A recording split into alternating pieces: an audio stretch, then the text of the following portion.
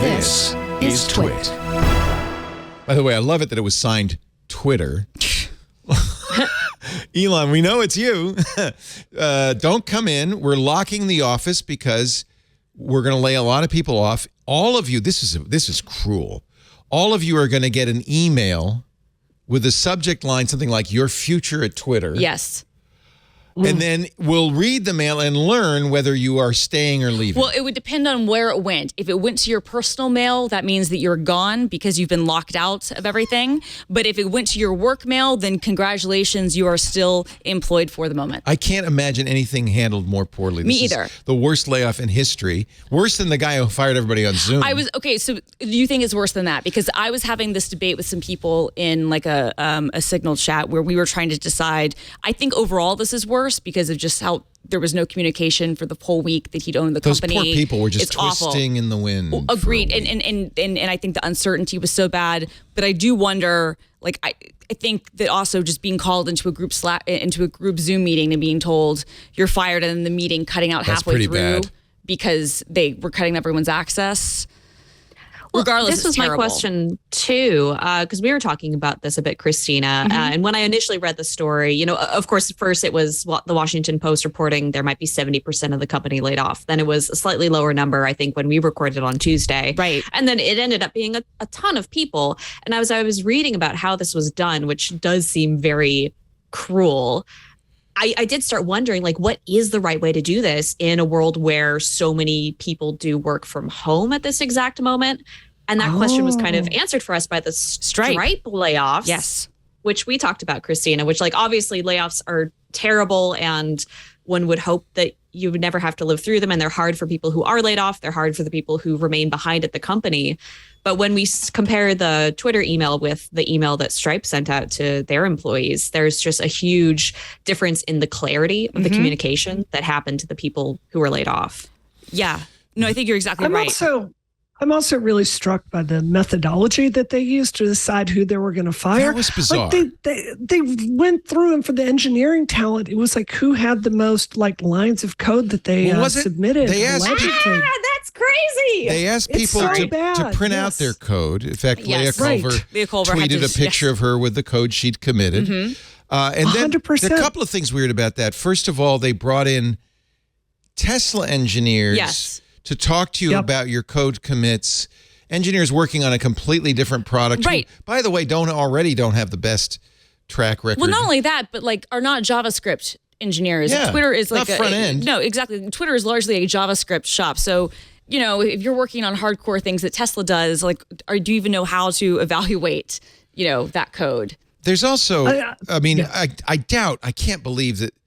It boggles the mind that it's possible for somebody to buy a company on Friday and within a week fire half the staff, knowing who to fire and who not to fire. I don't understand. 100%. What metrics are you looking at? Right. Well, how would you know if somebody's a good employee or not? You wouldn't. Now, from what there's been some reporting about this, and then I've heard some things independently that the previous executive they already had team, a map. They already had listings and they'd already been asking people to make lists. Now, in my opinion, this actually is even more frustrating because the severance packages from some of the reporting things we've heard was not as good as what it had ever been at Twitter beforehand, which means that if you knew that layoffs were coming, the humane thing to do would be, while you still have a job as an executive, to lay off those people the right way.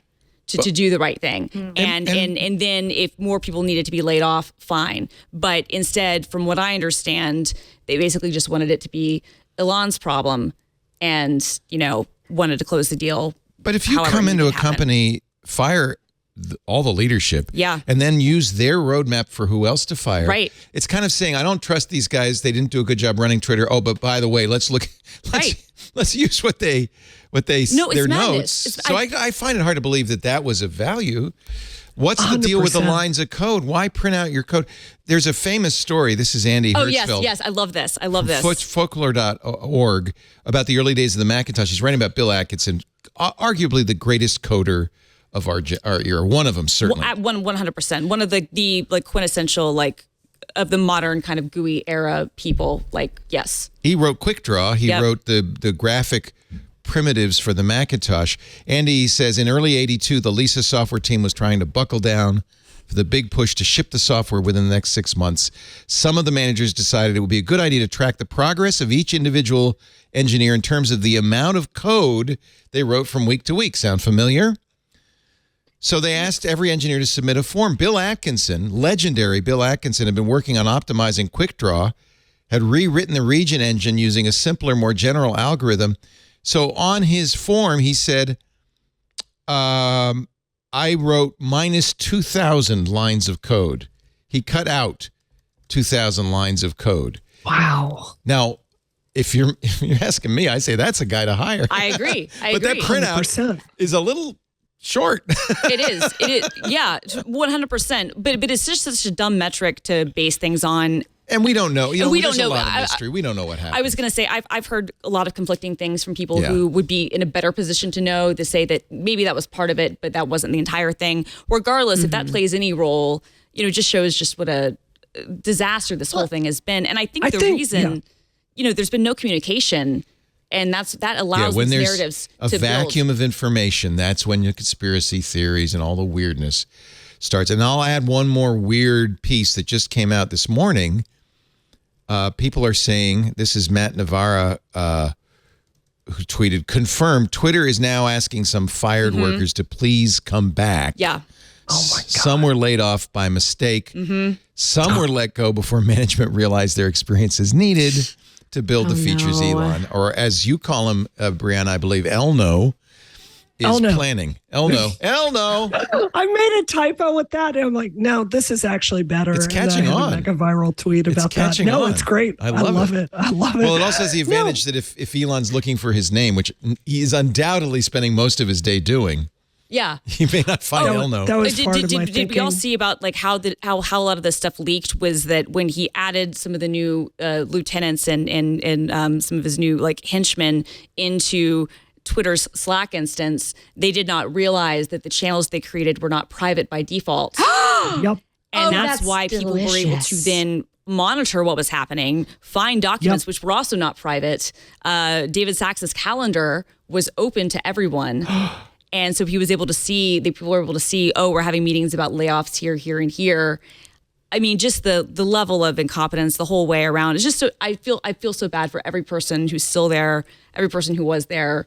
I know that it was. My heart goes out. I know it was a messy company, but to have it happen this way, and then for it to be so public, and to just then have a certain contingent of the internet gleefully like rejoicing in this. There's a lot of schadenfreude. It's really gross. And I really feel for everybody. Exactly. Yeah, because Twitter it's one of the loudest pieces of social media we have. Like tweets get printed in so many other like news stories on articles all over the internet, and everyone on Twitter is very opinionated.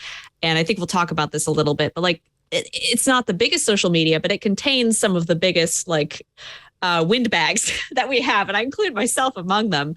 Also, amplification, it's the as you say, for this to be happening. It really goes out to the world at large if you tweet something, as Donald Trump and Elon Musk have both learned. Is Elon 100%. Musk the number one poster now on Twitter? I believe so. Oh, we can say it on your show? No. We'll bleep it just we do on your show. as Simone's the one who has to keep us in check. I don't think there's a way to say poster without saying ish poster. Say S poster. S poster, but that sounds like sposter. No, I say ish poster. Ish poster. Ish poster. Okay. But crap it doesn't poster. It's not as good as poster. I kid you not. There is somebody, probably Jason Howell, who is now assiduously writing down the time codes of every time you say. So keep saying it, and that way. Jason, I'm so sorry. That's usually my job, and I'm so sorry. You do it very well. No, I don't. I explicitly don't. I get in trouble for it on now, you use a high-pitched beep. Do we use a beep, John? No, we like reverse it. We do silence. Oh, I like that. I like that better, honestly. Sometimes you'll hear on rap records. We wanted to sound like Jerry Springer back in the day. What is Springer? Beep, beep, beep. Yeah. That's fun too. No, I just wanted to, but going back to who they fired, I wanted to say we do know a lot about which teams they fired at this point. We know that one of the teams that worked on accessibility for people with disabilities, they're gone. We know one of the teams that dealt with misinformation, they are gone. We know that the Twitter Write feature, something I've been really, really eager for them to unveil finally. Like I've been talking to them in PM forever going, please bring this to market. I want to use this. Like Elon is announcing that you're going to be able to do long form things on Twitter. And then he goes and fires the entire Twitter Write team. And it's just, it's all the moves he's making. It's like, I understand that there need to be layoffs here. I don't think Twitter is the only overstaffed company in Silicon Valley. And I think it can make sense sometimes to like take a step back, look at what you need and refocus in a moment like this. I don't think anyone reasonable would have an issue with that. But the thing is, they came in here, they're getting people from outside the company to make these decisions. It's haphazard. You've got legacy. There was a great thread on Twitter yesterday with someone who works on the reliability part of Twitter, talking about how he is really worried about the threats to the service from here forward because there are people that understand all this legacy code that they count on to keep the thing running for high frequency events like Queen Elizabeth, and they're just gone now. So like say the midterms this week rather, like what's going to happen when that part of Twitter goes down or needs someone that understands that to look at it? It's just going to plummet. So think about the reliability of Twitter going down in the same period of time that you're asking people to pay $8 a month for it. It makes no sense. It's just, it's if you had to do this, there was a much smarter way to do it. I think one of the people fired was the person who writes the notes for the iOS update. Because I think this time, and Micah, thank you for pointing this out, Elon Musk wrote these. What's new? Starting today, we're adding great new features to Twitter Blue, and we have more on the way soon. Get Twitter Blue for $7.99 a month if you sign up now.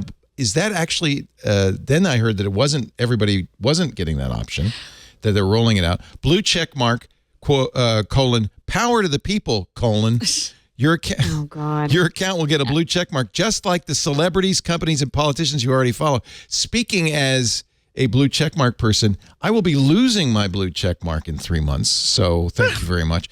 Coming soon, half the ads, ampersand, much better ones. Right. What's sure. a better ad? I'm glad they have control Well, I mean, all over the that. advertisers are also like big accounts are pausing or leaving. Some of them made the decision on the call with him as he was trying to calm advertisers down. This is according to Kara Swisher. The advertising community was kind of so turned off. They were like, yeah, so we're going to pause our spend. Yeah. Because we don't have any Elon trust in fired the person who liaised with these people. Oh, no, she quit. Oh, my She God. quit. She quit. She basically said, we're still committed to these things. And then I guess after 2 days, she was like, actually, you know what? Bye. No. Then he Never flies mind. to New York to meet with advertisers without her because she quit, and takes the meeting himself. The Swisher was saying that people were saying in the meeting, Elon seemed distracted, unprepared, just the usual, kind of off the cuff BS. At which point, advertisers literally paused the meeting, typed to their CMO, let's not buy any more ads for a little bit.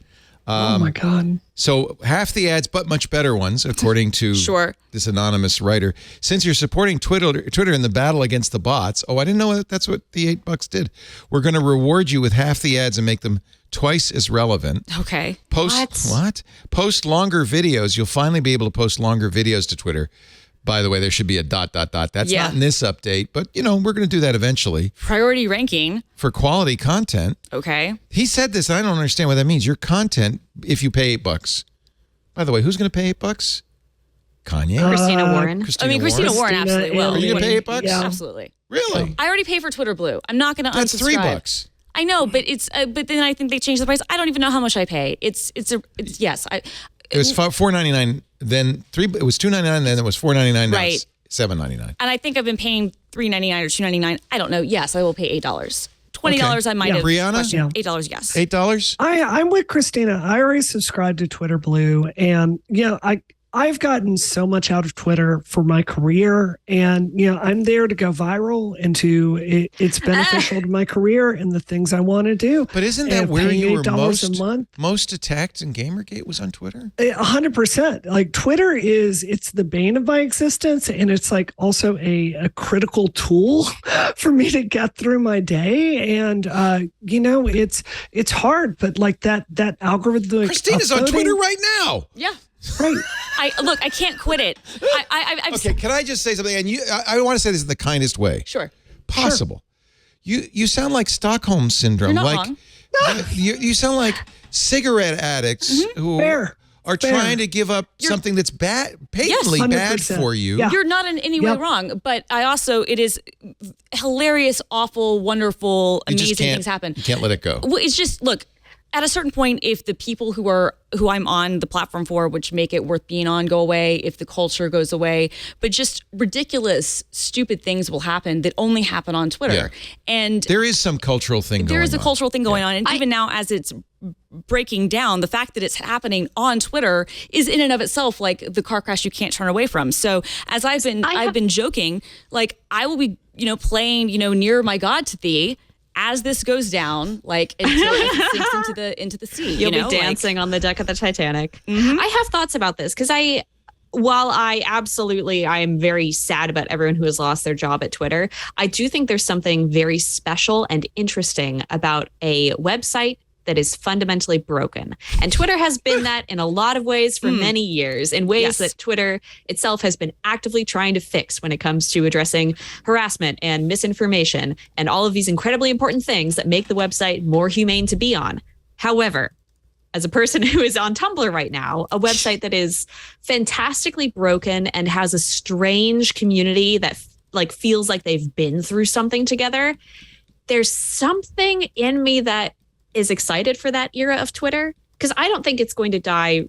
If it dies, it won't die right away. Like the people who are in it for the long haul, like you, Christina, they're sticking around. And until they go away, Twitter will continue to exist in some form or other. And I think we're just going to see it kind of evolve in strange and fascinating ways. And I'm interested in that, not in a car crash kind of way, but in like, what happens to this community? What does it turn into? And I think maybe it only becomes a problem because there are so many high profile people there and because there's so much potential for misinformation. So it's not all fun and games, but I do think it's fascinating. Listeners of this program get an ad-free version if they're members of Club TWiT. $7 a month gives you ad-free versions of all of our shows. Plus, membership in the Club TWiT Discord, a great clubhouse for TWiT listeners. And finally, the TWiT Plus feed, with shows like Stacy's Book Club, The Untitled Linux Show, The Giz Fizz, and more. Go to twit.tv/clubtwit. And thanks for your support.